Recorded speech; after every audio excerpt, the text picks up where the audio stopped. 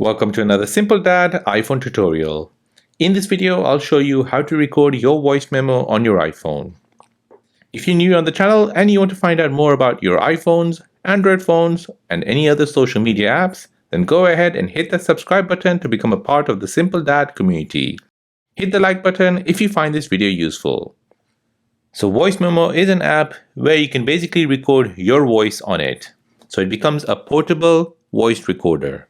Voice Memo comes pre-installed on your iPhone, so you don't need to download it from the App Store. So let me show you how to record your own voice on the Voice Memo app. So first you want to go ahead and open up Voice Memo. So I'll search for Voice Memo, open the Voice Memo app. Once you open Voice Memo, you'll come to this interface here. So to start recording, you want to go ahead and tap on the red button here at the bottom.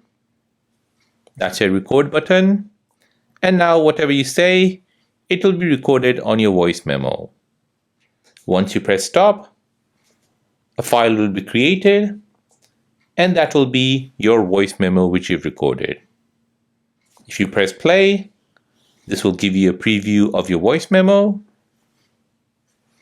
If you press delete, that'll delete the voice memo. You can fast forward 15 seconds and you can rewind 15 seconds. You have other options to play around with your voice memo as well. And there you go, that is how to record your voice memo on your iPhone. If this video is helpful, then please subscribe to see more videos like this. If you have any other questions, then please do let me know in the comment section down below. Thanks for watching and see you in the next one.